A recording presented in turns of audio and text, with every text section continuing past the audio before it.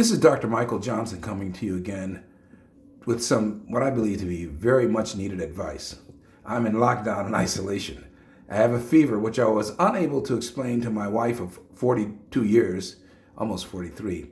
And because I was exposed to a patient who tested positive for the coronavirus, she thought it best, as did I, that we keep apart.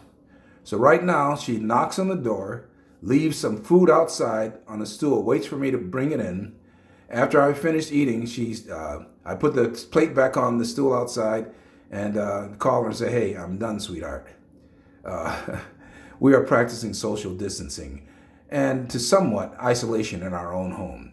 It is a necessary part of keeping her healthy and preserving both of our lives. I've been a Christian most of my life, and as I've grown older, I have come to recognize that when there is conflict between faith and facts, there really is no conflict. It is a perceived conflict. Faith and facts actually go hand in hand. I don't see a conflict between creation and science. I believe that God created the world in the 6 days as outlined in the Bible. What those 6 days actually compose of, what they look like, I do not understand. I don't know if the hours were longer or shorter. I don't know how a man like Methuselah could live 969 years. But whenever I find such a conflict, I resort to my faith.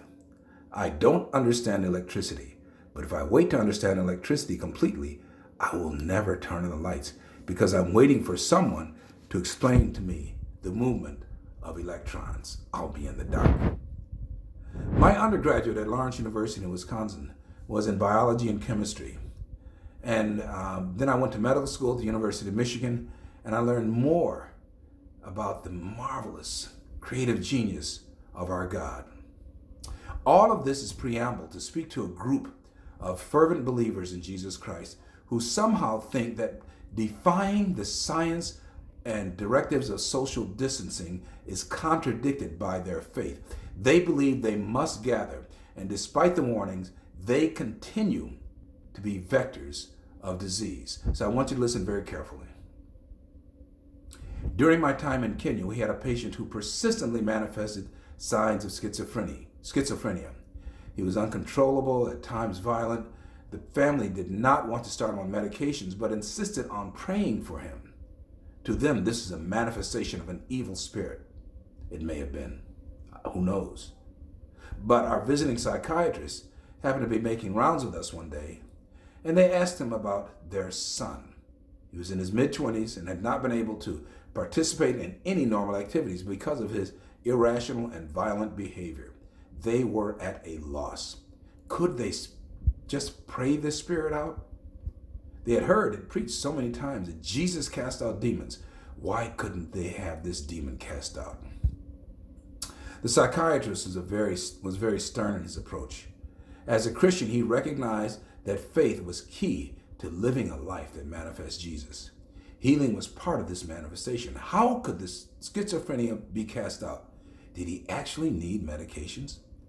His approach to the family was, render unto Caesar what is Caesar's. That is, obey the laws of the land and pray.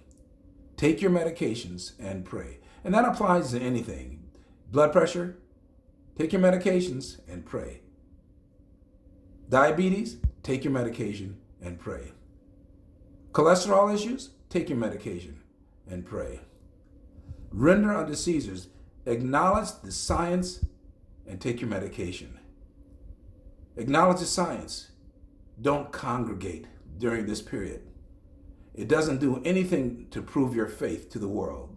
If you want to prove your faith to the world, do this: social distancing, wearing protective face gear, even if it's only a bandana, and staying home to stop the spread of this virus.